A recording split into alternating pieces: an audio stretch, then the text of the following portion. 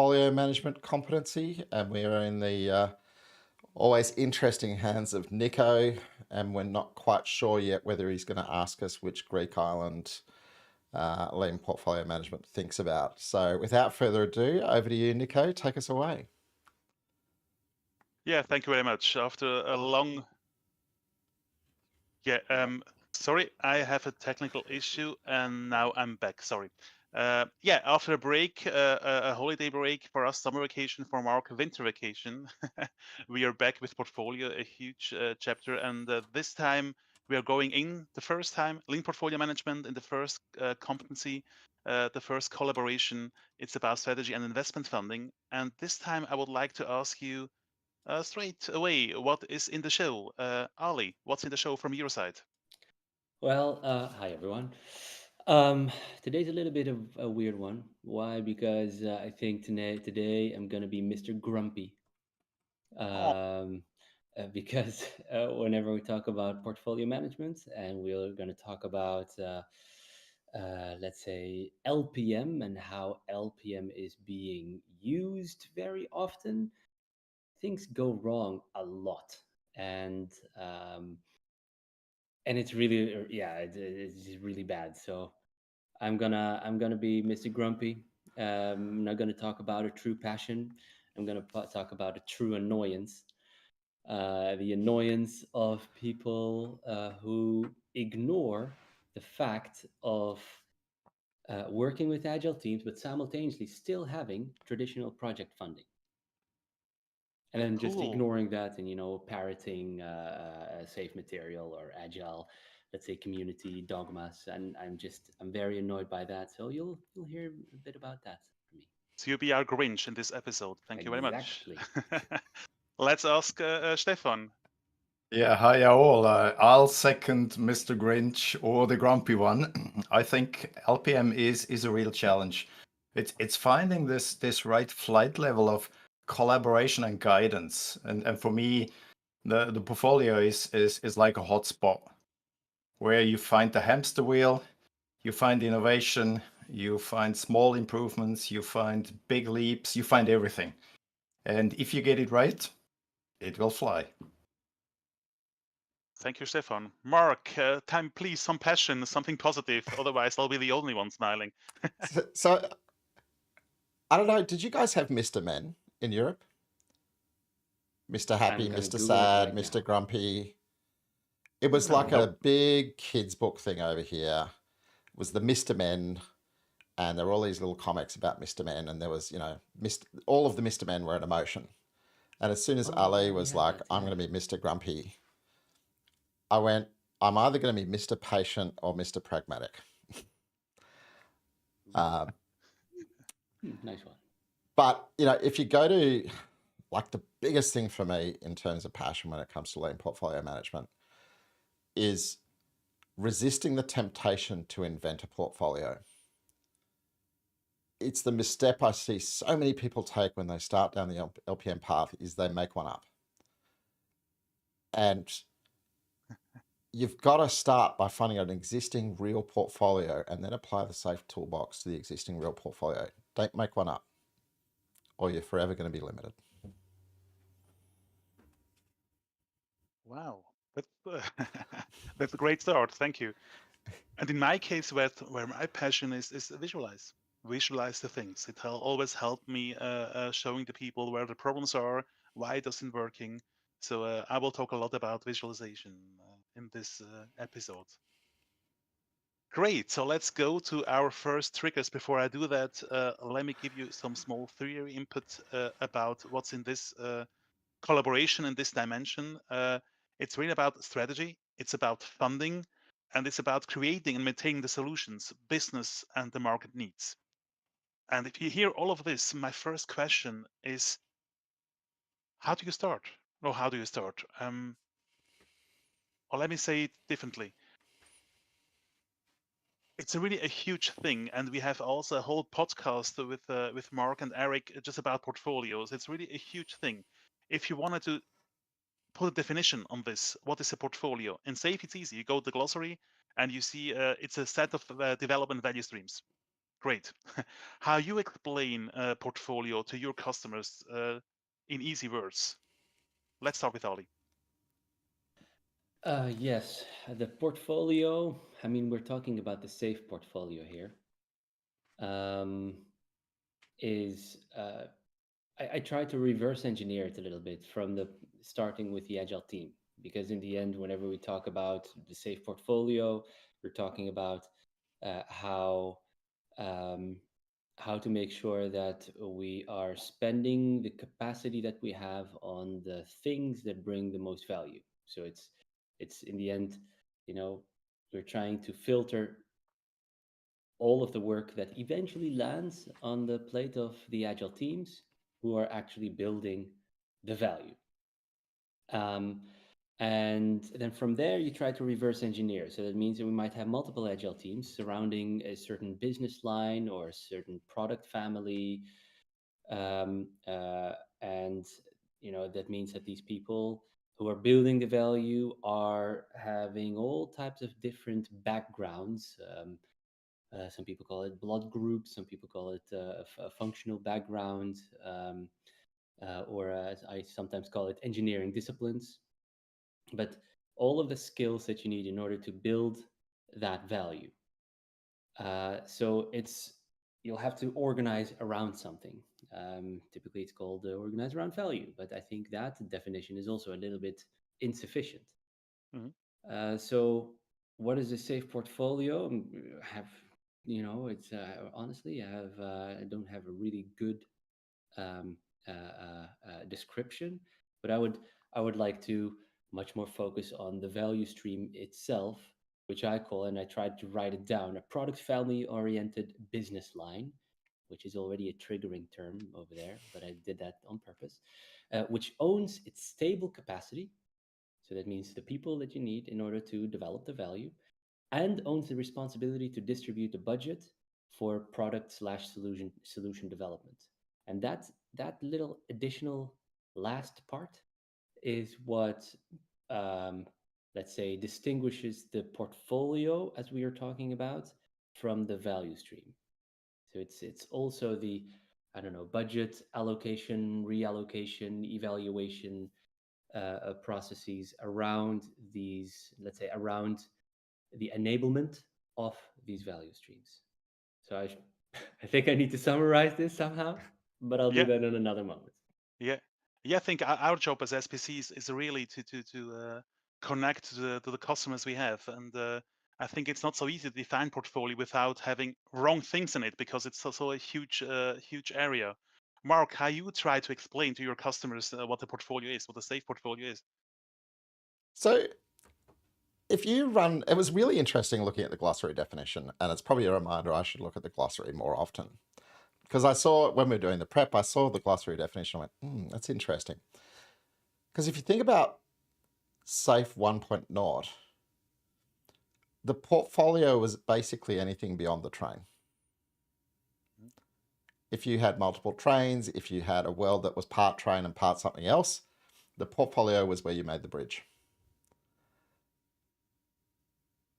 And over the years, it's evolved to become this kind of container, which Ali described, right? A set of stable teams organized into value streams with that responsibility and authority.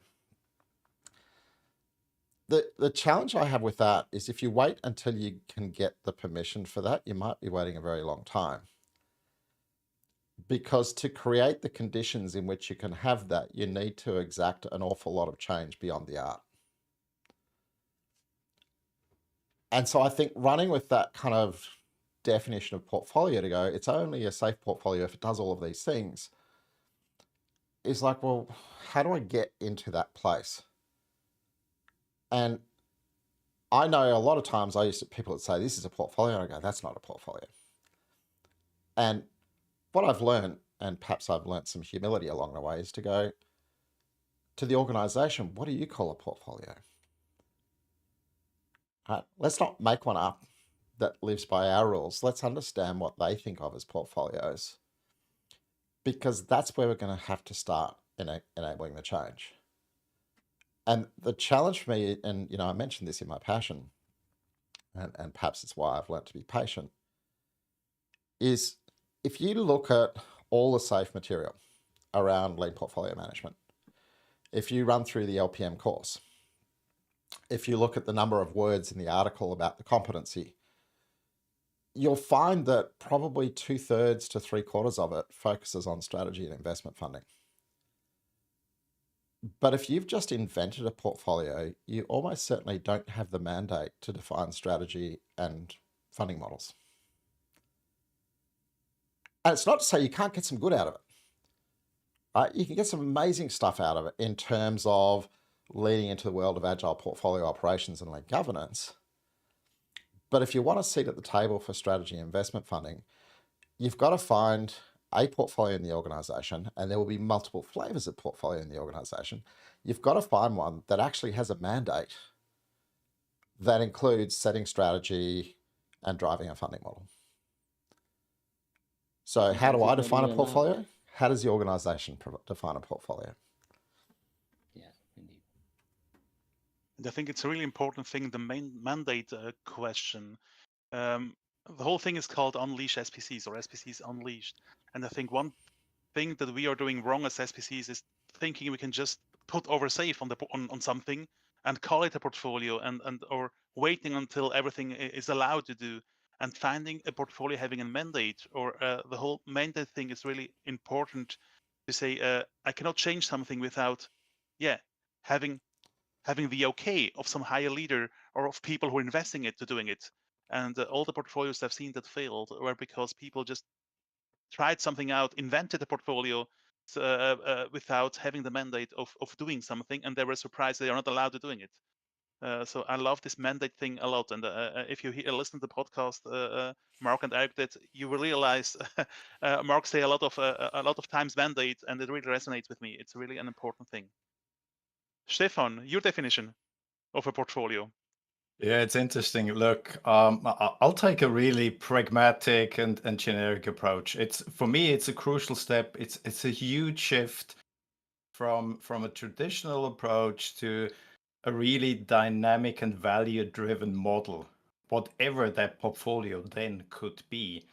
And behind that, I always have the same practical story when I dive into a transformation. I try to avoid an unnecessary discussion if you have value streams and if you know what you are dealing with. So I try to focus on what are actual drivers for the business. So you go into the current situation, right?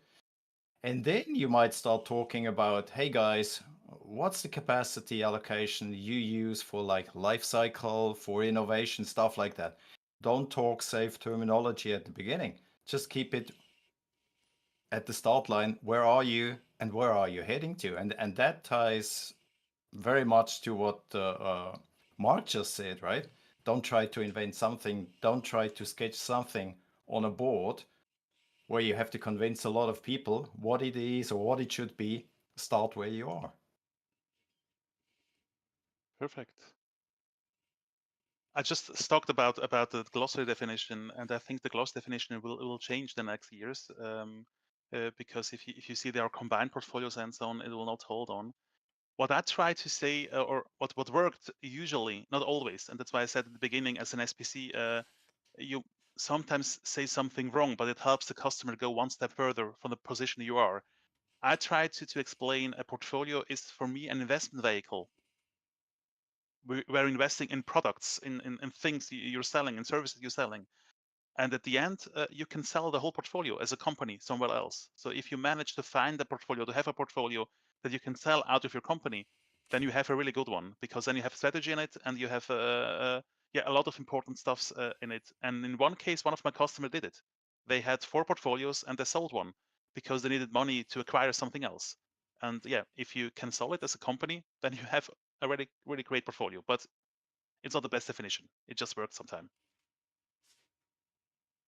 Perfect.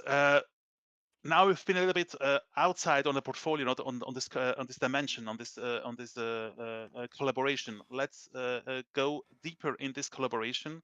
whereas about enterprise executives, business owner, and the architect talking about or caring about connecting to strategy, maintaining the portfolio vision, realizing this vision through epics, talking about or caring about guardrails, about budget guardrails, about lean budgets, caring about portfolio flow.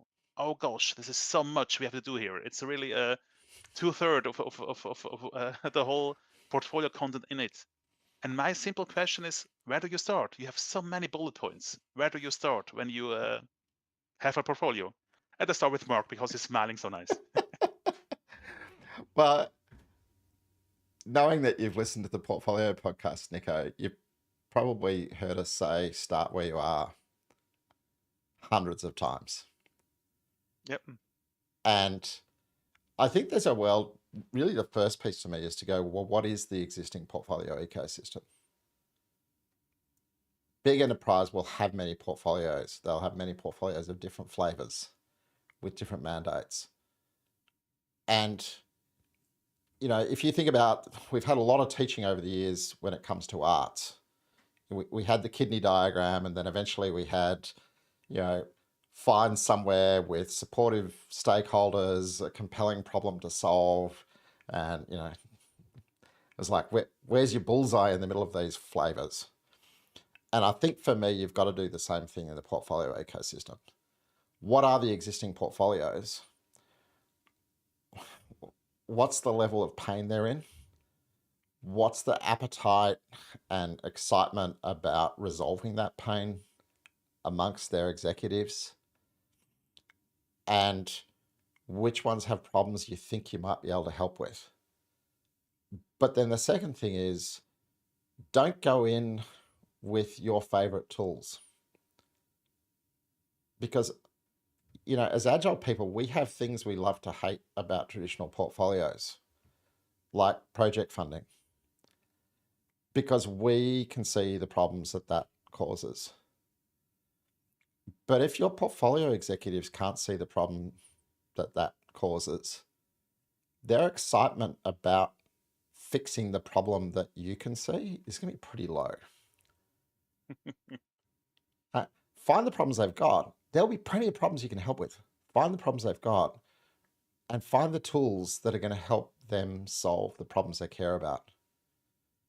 And then as you start to put some runs on the board and you build some confidence in applying these new tools, you get to start to draw their attention to some of the problems that you can see and perhaps they couldn't see yet. Yeah. I love this start where you are because it's something I'm doing visually. So I try to collect all the informations I have and put it on walls on whatever tools they have. I personally don't care about tools because I'm not strong in tools, by the way, even if I have a computer scientist background. I take whatever is there and I try to visualize everything. And last time, the last biggest mandate I did a portfolio, or I just collected every project they had. They had projects. I just collected everything they had. And it was so much. And they realized, okay, no wonder we have a traffic jam because we are doing too much. And then people in this sync told me, oh no, there is more. There are things we're doing behind the scenes. We have some underground traffic too. And then we're starting putting this underground traffic too on the same Kanban board. And then so, oh, okay. And what is missing there is our first priority projects, this expedite projects, the flying cars. Okay, now we put also the flying cars on this board, and at the end we ended up with work in process about 200 projects at the same time being in implementing, and no wonder nothing was done because everything was ongoing, underground, on the ground, and flying.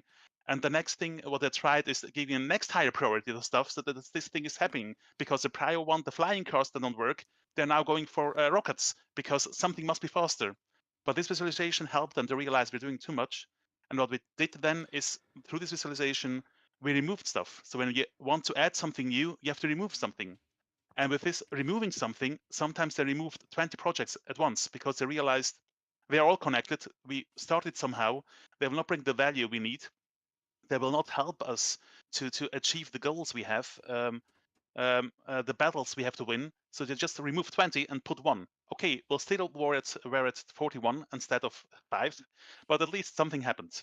And this visualization really helped me. So start where you are, visualize the things is also one of my advices. So I'd just jump in and give a shout out to our friend Sahil, who, of course, lives in America, so is never awake for our SPCs Unleashed shows. But the recent community contribution article that he contributed to the framework around enterprise strategy rooms gives some fantastic guidance on visualizing everything. Yes, and I will just put the link on the LinkedIn stream in the comment section, so you have also the link. I will just do it the next minute. Stefan, I give the word to you while I'm try copy pasting. Perfect. I like this streaming because my experience is fully in sync what we already heard, right? And I'm repeating, start where you are, the current situation. And what I like is in the domain of portfolio management, I like sketching with the involved people. So go to a sketchboard, go to a whiteboard, and put the three elements of strategy, portfolio, and execution on that board as a big column. And then ask the people, like you said, what are you doing already? For example, what's the strategy process? What are the guidance you can get out of a strategy, right? Do we have a good diagnosis? Do we have guiding policies? And is it linked to what we actually do? And then you start talking about these guidelines. Are they inhibiting? Are they supporting? Stuff like that. Just again, in an agnostic way, start to paint that picture. And then you go into starting visualizing what should we achieve this year? What should we achieve in the following years so that we are compliant with our strategy?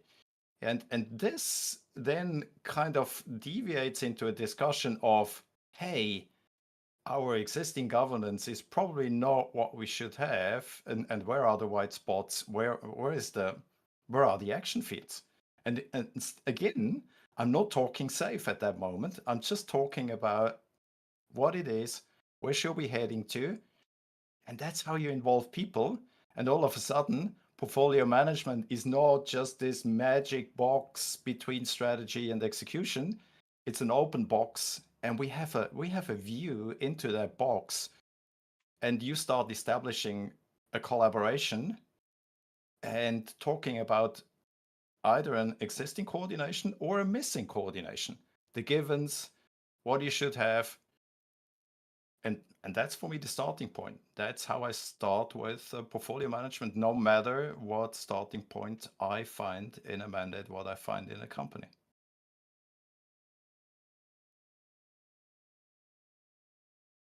Ali. Yeah, I have a slightly different approach. Have any one of you ever received a question to start implementing LPM without even having agile teams in place? Yeah. Yeah. Yes. I see quite some hands. Fantastic. Because I think somehow portfolio management and adjusting that is very sexy. And it feels very big, and it's the next best thing, and every next best thing, and everyone is done with that agile stuff. So let's do portfolio management. I find that fascinating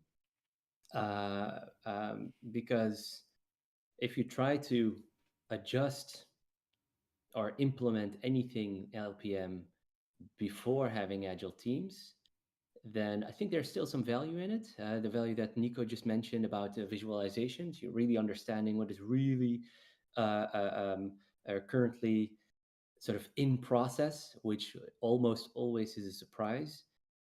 And that generates the insight that we really need to do something about it. So I see that value, but typically, let's say diving into portfolio management or lean portfolio management is not that easy. And what do I mean with that? Most companies, especially most corporates, they need to adhere to all kind of international financial reporting standards, IFRS, GAAP, FASB, what is it, 60 or 86. There's all kind of international standards that that countries need to, or companies need to adhere to. And these standards are implemented and are audited by other companies. So changing that means that you're changing an audited process. So trying to move away from project funding and move to product funding, that in itself is a huge issue and change. And I, I don't know, I haven't seen an SPC, including me, who has been able to do that on their own. It really requires like a, I mean, that's a big change that requires a, everyone from finance, accounting, internal audits, external audits to be involved, to even make those kind of adjustments. And doing that without having agile teams in place, I think is a, I don't know, a very weird one.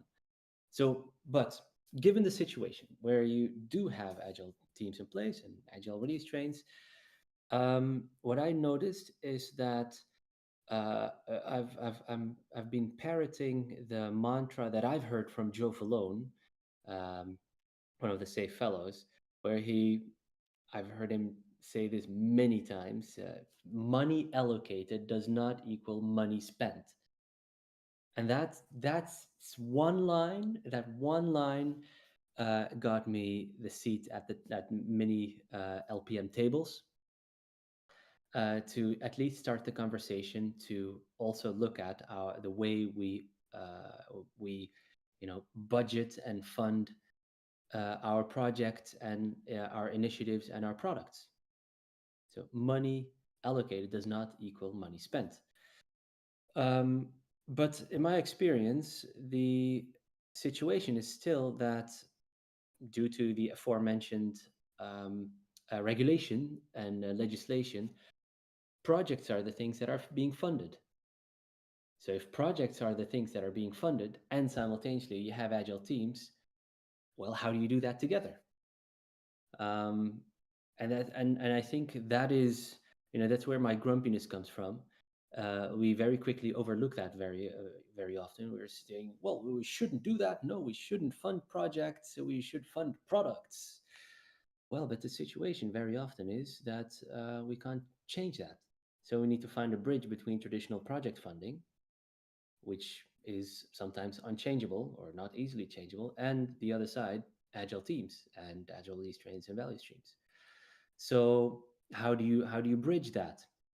And for this one, um, there is, I'll mention that in a second, but there is a really nice example, which is also on YouTube, from Sharon Breidel and from Gaël Germanez, both from the company Air France KLM. There's a little YouTube video about exactly this, how they at Air France KLM implemented lean portfolio management within one of their largest divisions.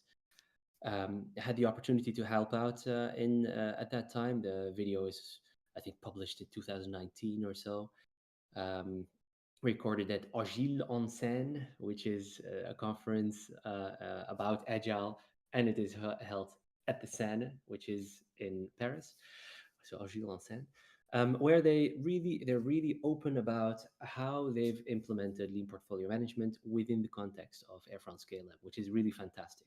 Which also means that they still have traditional project funding, because a company that big, spanning multiple countries, because Air France KLM, you, you know that, they, there's a lot of processes and audits and whatsoever in place, but still they found a way to match the two things together, and that works really, really well.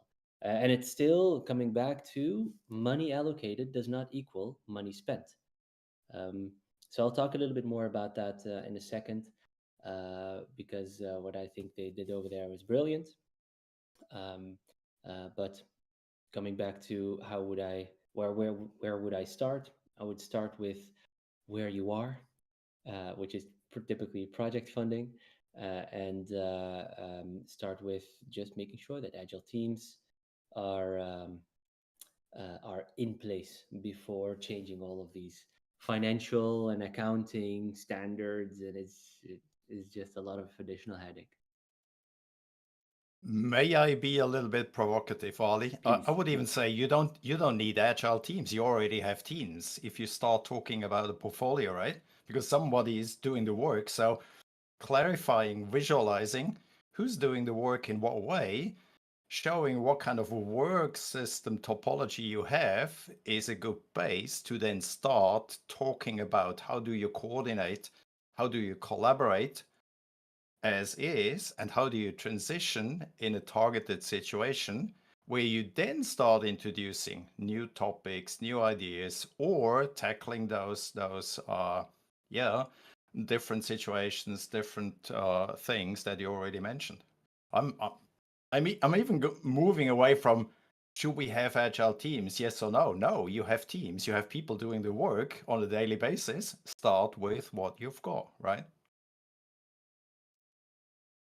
Yeah, I see what you mean. Yeah, I see what you mean. But what I'm just what triggered about is trying to manage your portfolio, which might contain projects and epics and whatsoever, but having a very fluid, let's say, part of the organization that actually does the work.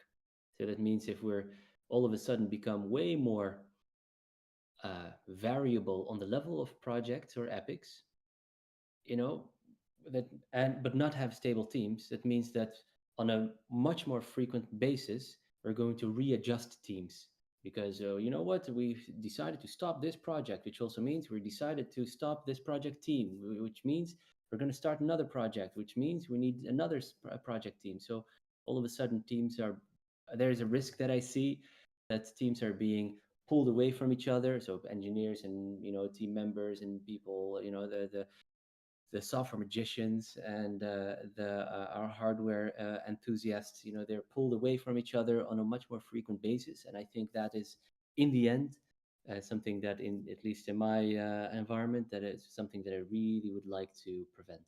So I'm going to take a quick segue on that one. And I think my segue is, if you take an existing portfolio rather than inventing one, it's probably going to have a mix. It'll have some agile teams, it'll have some other things. And if you come back to visualize everything and taking that systems level view, I had a coaching conversation. I was mentoring a coach earlier this week, and I said, sometimes you've got to be a slightly evil coach. And you've got to find a way to generate the metrics that help move the conversation. And if you can start a portfolio with a blend, and you can start to generate visibility, you might be able to start to show the data about how much better the places where you have stable teams perform than the other ones. And this for me, it's all, I want to iterate. I don't want to waterfall my LPM. And iterating the operating model within the LPM might be an example. How do I find small experiments? Like if you think about changing funding models is scary. If it's a real portfolio, you're probably talking about hundreds of millions of dollars. And how do you change a funding model on that? And the big challenge I find with lean portfolio is it's so sensitive and there's so much strategy and money involved. Companies that have done it find it very difficult to talk about what they've done. And people say, give me an example. I was like, oh, I wish I could.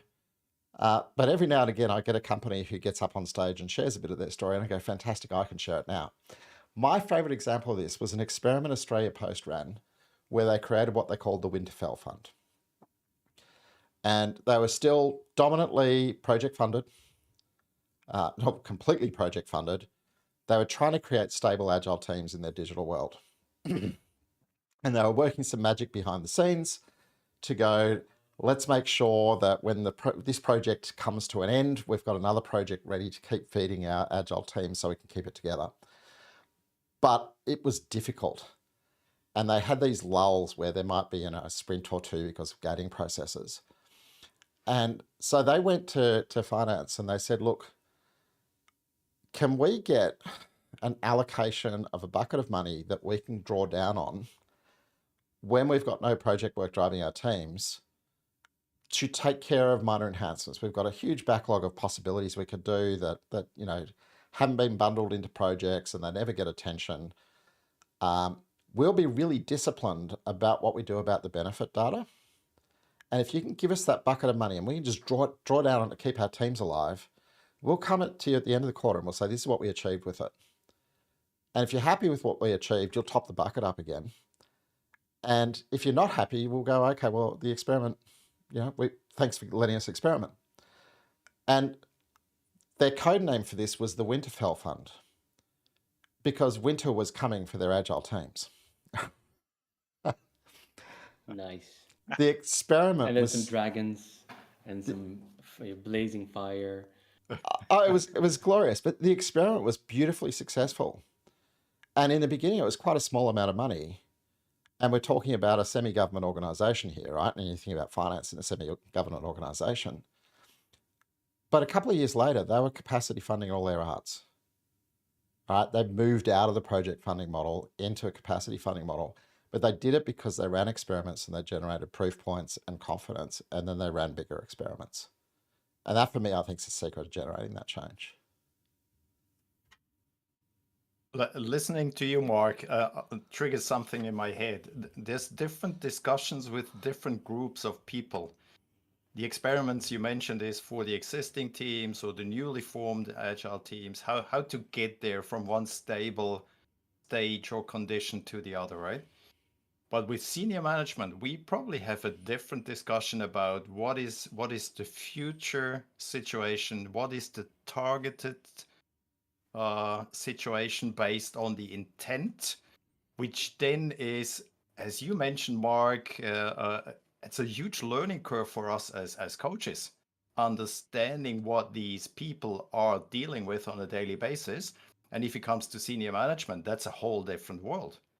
That's not applying some agile activities or methods or practices. It's a different world, and learning on that is pretty crucial for me as well. And this discussion then tends to go towards where is the most needed alignment and where's probably the biggest impact based on your biggest pain points you have. And that's a different discussion, but I like this discussion because that shows the way into the future and how you kind of support and maintain a continuous improvement on the portfolio level.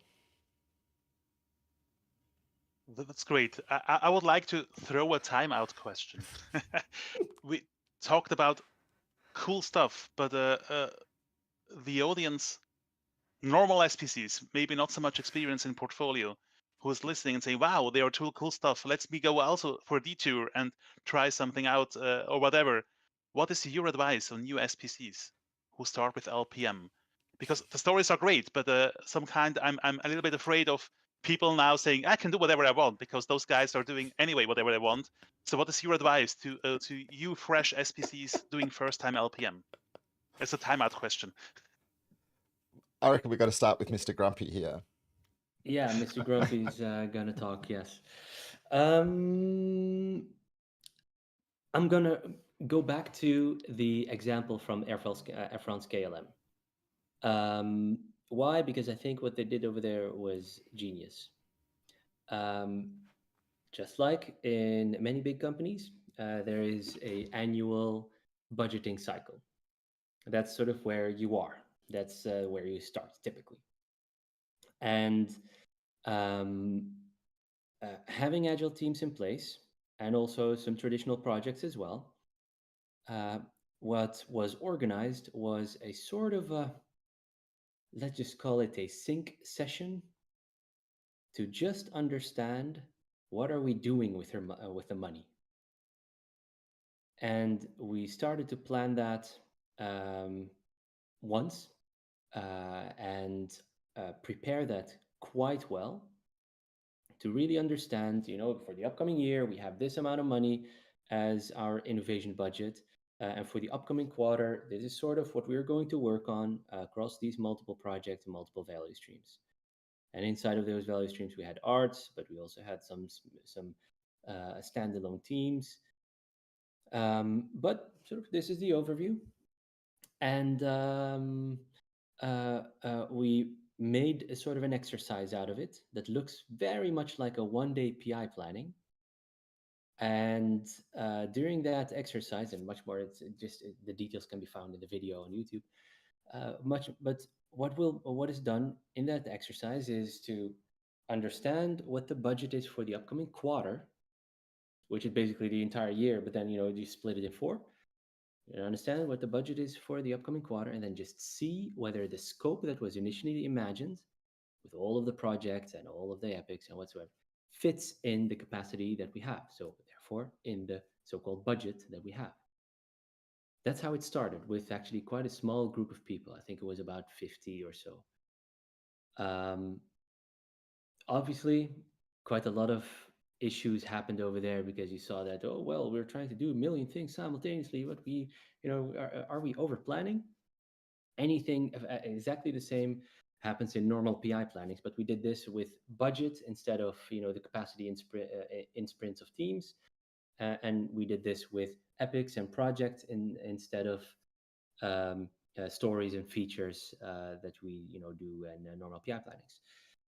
So after doing that once, which was really much more of a sync session, looking at just whatever information is already in existence. After doing that once, we've asked, would you like to host this sync session again next quarter? And from the top of my head, 95 or 96% of the respondents, people that were there, said, yes, please, let's do that again. Because we understood very quickly that some projects have been consuming way more capacity budget than others, way more than it was intended to be, and we had to stop them. And stopping a project requires a ramp down, so that takes a while. And just those insights alone were fantastic. And then the second time, a quarter later, was being hosted, much more looking at how would we fund. I mean, if we have budget, the budget is already allocated, but how would we fund the epics, essentially, right? That's where Joe Falone's mantra comes back again. That money allocated does not mean money spent. So you can sort of reallocate in a way. We started to do that on a quarterly basis, and we took it from there. But the first, where would I start? I would start to get clarity and visibility about the money coming in and how the money is being spent, and therefore we need to get a total overview of what you said, Niko, of all of the projects that are on the ground, that are flying, that are going as a rocket ship, sort of the expedite through the system. Get that visibility, and in a way confront everyone about how budget is being allocated. And that doesn't have to be done with 50 people. It can be done with 10 or with 5. Those insights will generate attraction. And I think that was a really nice way to start the entire LPM journey. Great. I take with me, you start where you are, and to continuous improvements, stay with the basics, principles you have, and continue. Yeah. Great. Other tips for fresh SPCs? So I'm going to jump in with my 2 coaching mantras that I live by, and they're both from Jerry Weinberg. And one of them is help people see their world more clearly and then let them decide what to do. And it's back to Niko's comment about visualization. It's actually the backdrop of what Ali just talked about. He became an optician. How do you help them to see something they haven't been able to see before? And you're not suggesting the action, you're helping them to see it, and you're letting them figure out what to do. So that's advice number 1, right? Advice number 2, back to Mr. Weinberg. Know how is great, know when is better.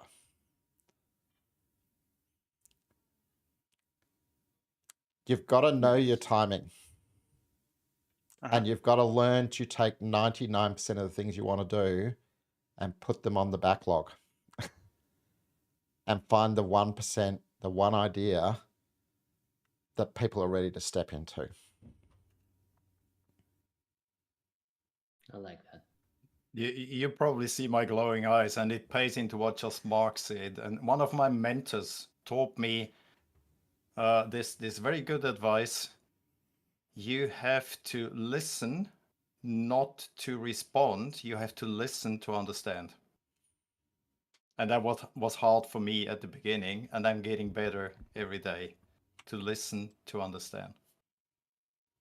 I think that's a great advice, because what I see at the young, fresh SPCs is they're trying to convince people doing something, and they have not so much experience in LPM, and they don't have the jargon, the vocabulary, the people using there. So my tip is the first times, just be an assistant, not the head coach.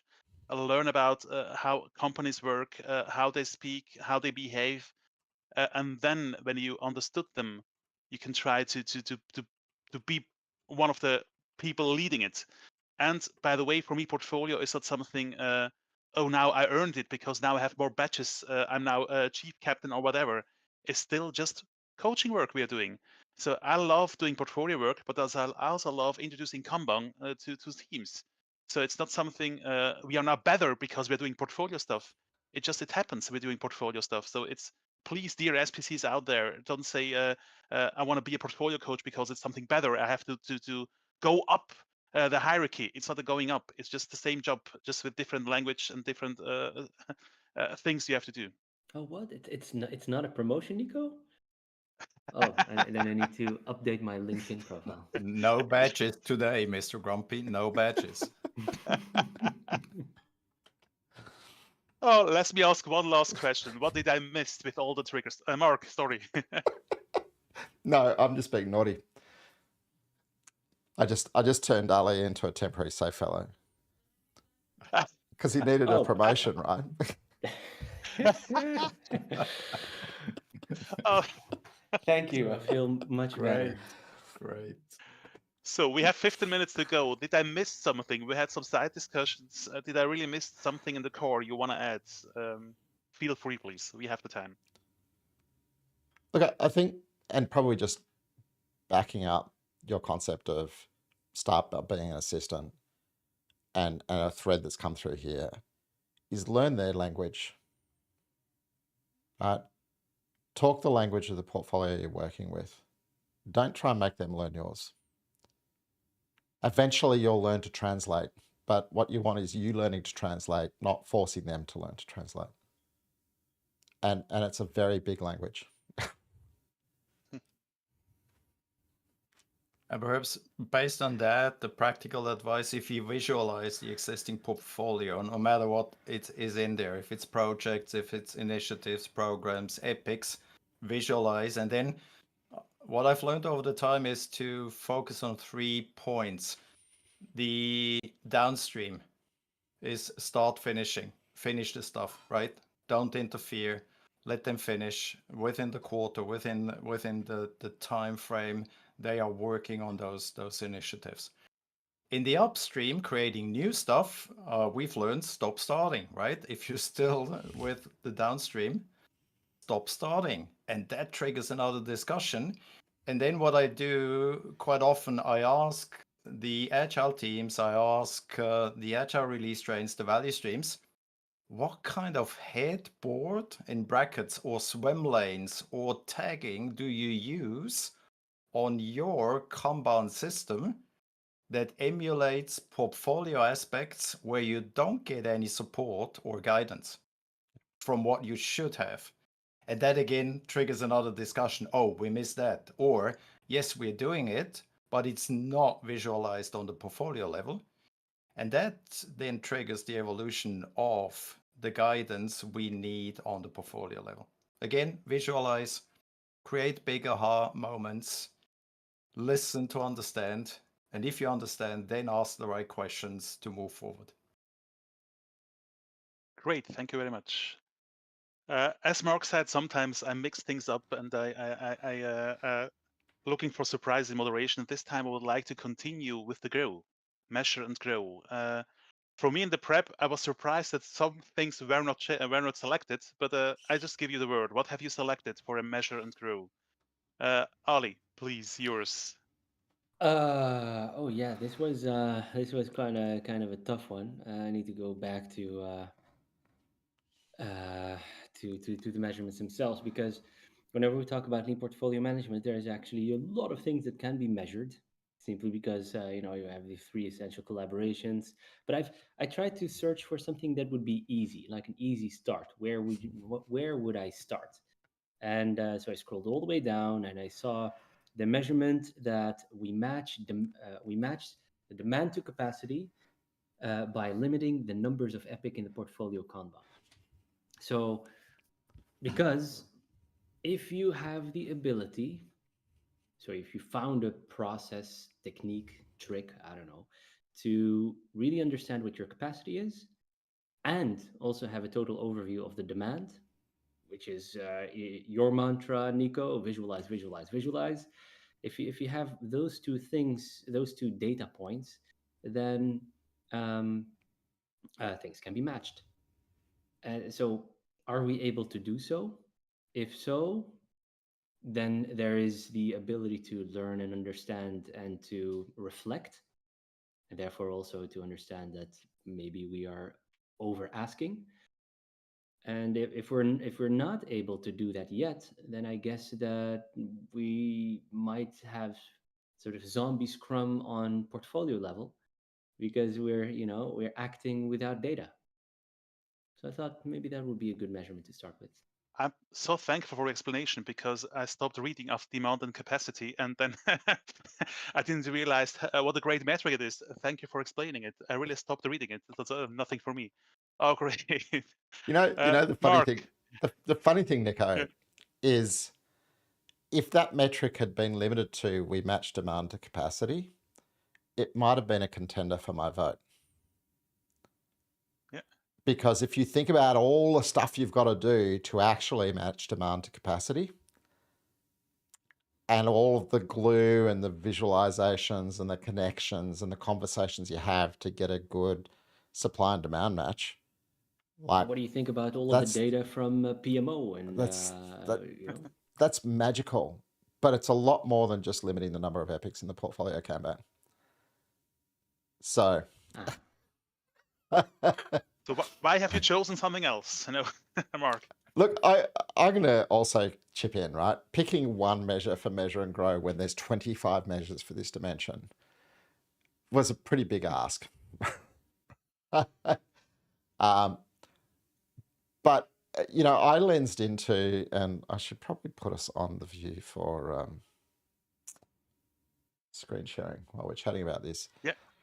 I put us on, we ensure our business and technology leaders are aligned to the portfolio strategy.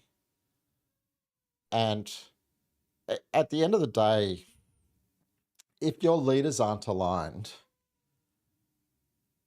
problems are going to happen. And if I distill one thing down in the portfolio, one job to be done for the portfolio, it's helping the leaders establish and maintain alignment. And whether that's alignment about strategy, about priorities, about, goodness knows. But if you can get your leaders on the same page and enable them to stay there, amazing things will happen. That's why I picked that.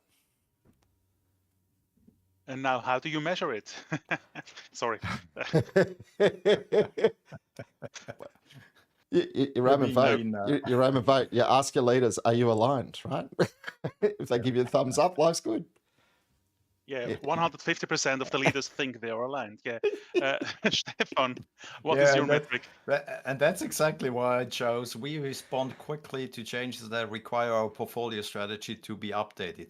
Why is that? Sometimes I'm being mean and naughty as a coach. To measure if we are aligned, and if we can then act on changes and opportunities, I ask this question. Okay, here's your Kanban system, here's your work system topology, here's what you do. If this happens, what is going to be happen in your organization, or how would you act differently, and how fast can you establish this change, right? That's why I chose this one.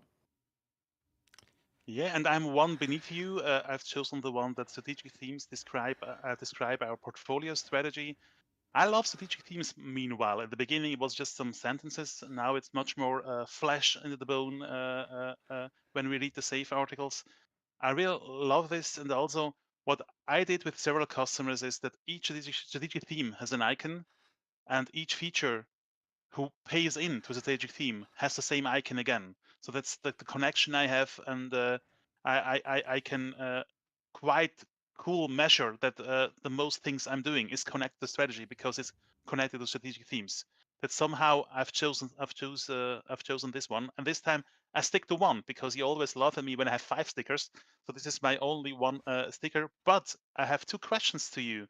Why we haven't chosen the one beneath? If you go down, establish lean portfolio guardrails. Why nobody chosen we found development value streams rather than projects, and why nobody has chosen our business owners ensure the R priorities align with the portfolio? Why not? Isn't that so important, or it's because you have only one vote? You've only got one vote. Yeah. One vote, yeah. And also, I mean, that's typically not where you start. Yes. Eventually, you're going to look at these things, but it's I don't know. It's maybe, but it is also my extreme bias. I really looked at where would I start. So- I agree with Ali. It's kind of an outcome. If you start in a good way on the portfolio level, these questions will arise, and then you find the answer together in the right collaboration, in the right group, right? How do we fund value streams rather than projects? Because for a long time you will have a hybrid situations. How do you ensure that the priorities of the different value streams are aligned with the portfolio? Senior management will see that, will touch it, will feel it, and they will feel the pressure, and they will come with solutions within their authority. That's the sentences I was looking for. Mark, yeah. Well, probably just echoing Stefan and adding a couple of words. Lean budgets and guardrails are solutions. They're not problems. Yep. Right? How well are we maintaining alignment between our business and technology leadership and our portfolio strategy? And how quickly are we responding to changes in the market? They feel much more like business problems to me. Are we using some solutions? Yeah, go figure. We might be using the solutions, but if they're not solving the real problems, who cares? Great. True. And still, we have 230 measurements for this dimension, and still there were some missing. The stage is yours, Stefan. What are you missing? What measurements are missing for you?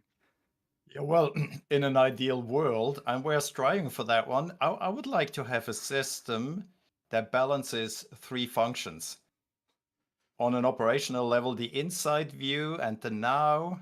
And then if you consider the whole environment, the outside, and then what is a targeted situation, and balancing those 2 dimensions with a governance for information, if I had such a measurement that shows me the different components, how they interact and how they interfere as well, I will be happy. Great. Mark, you complained about so many measurements and still you have one. I have one, and it'd be an interesting one to measure. But mine was portfolio conversations spend more time on strategic decisions than tactical ones. Because I think the problem I find with most portfolio groups is they spend, every time they get together, their time is dominated with tactical in the now discussions, and they don't have the space, the information, the clarity, or the time to actually devote to the strategic questions. Great. And mine was like an addition to one I've chosen already. I would like to have more this traceability to saying I'm paying in for a goal. That's more up, but that's somehow missed in all this thing there. Or I wasn't great in reading, and there was so much I was tired at the end. But I want to have, I want people know why they are working. That they say, okay, this little story here, this feature here is paying in for that strategic point there. And that somehow was missed, in my opinion, but maybe I was too lazy in reading. Closing up, wrapping up this whole stream, this whole discussion. If you have only one sentence, which one would it be to wrap up this episode? Stefan. Well, if the portfolio would be a party, I would say don't organize a party if nobody shows up because you don't know your clientele. Ali. I'm gonna parrot Joe Falone. Money allocated does not equal money spent. And in my case, it's one word. One word. Visualize. And if you want a sentence, visualize, visualize, visualize. Now you have a sentence. Mark. Nice. I had a sentence. I needed more than one word. Remember that the portfolio executive know far more about strategy than you. Learn before you try to teach. Perfect words to close this episode. Mark, you can say bye-bye. From my side, bye. All right, so that brings us to a wrap. Thank you, Niko, and thank you for sparing us Greek islands and lean portfolio management and matches, although we did have a bit of fun with that on Discord. Yeah. Next week, we will be back. The Swiss holidays are over and we're back on a regular schedule. And we will be continuing the world of lean portfolio management. And we'll delve into lean governance and we'll see whether that can make Ali even grumpier. Yeah, we'll see about that. We'll pull you back into happy land. Yeah. I do need that, yes. With governments, of course. All right, we'll see you next